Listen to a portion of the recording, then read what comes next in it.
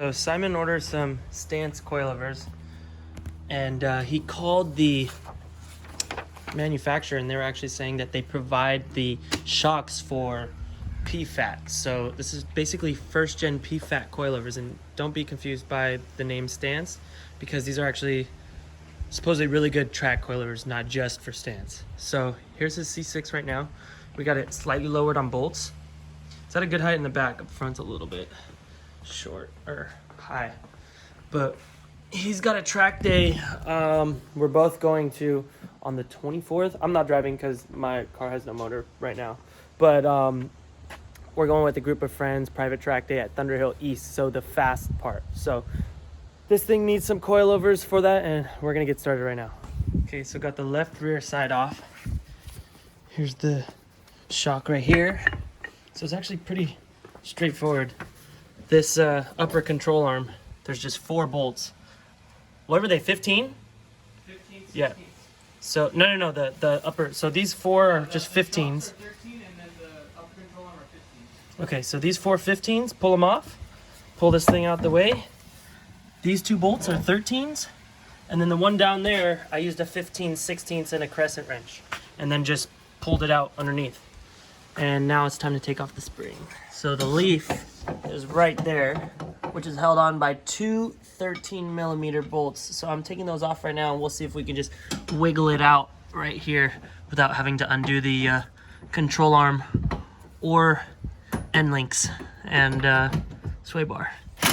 Okay, so we got the 2 13s that hold the composite leaf off. And turns out you don't need to remove the lower control arm. So whoever says that, don't do it. It takes way too much extra work, and you can literally just wiggle it out. So here it is right here, and now the coils go in. Okay, so for the fronts, same thing, 15 mils right here, 1 2 3 4. Make sure you keep the shims, and then on the bottom of the shock, there's 2 13s, one on the top and one on the bottom on each side. It's kind of hard to see, but right there. And then all I used was a T40 Torx bit to remove the end link, so this whole assembly could drop down instead of being held up by the sway bar. So hopefully we can just wiggle out the leaf on this side as well. Front shock out. This was kind of a pain in the ass. We have a 15 right here, but when you spin this bolt, it just spins the whole shock assembly. And even if you hold it down here on the bottom, the inside still turns. So if you can see right here, there's a little flat spot on each side.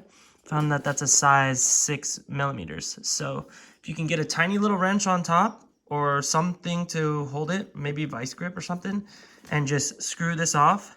The only problem is right here you have maybe like 2 to 3 inches of room for the wrench to turn. So that's kind of just tedious, but it works. Took me about 10 minutes, so it's not too bad. Okay, so to remove the front leaf, once you get these 2 13mm bolts off of the bottom of each, the leaf was facing downwards this way with these lowering bolts top this way.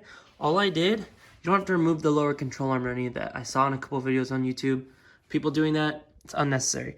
You could literally just flip it upside down like this and then wiggle it out, pull it out like that. That's all it was. Okay, so took us a little bit longer because we're dumbasses and we didn't read the instructions on how to do the front ones because you have to reuse part of them. But each coilover manufacturer is slightly different, so I'm not going to bother explaining this because a lot of them, pretty much all of them are actually different. So this is for what are these again? Stance, yeah. So you have to reuse part of the bushings and stuff. So we got the front ones on and the rear ones on all around. We just need to go back through and torque these up. Final pass right here. 48 foot-pounds. 48 foot-pounds, yeah. 15 mils, got the backs in too. This one's done, ready. There we go. So, yeah, we're pretty much done. Now it's just time to adjust the height and figure out what kind of stiffness we're wanting on this thing. So the backs though, you have to adjust before you put in. The front ones you can adjust from the engine bay. So those are already set to 0 in the 16 clicks. So yep, to be continued. Done. It's down.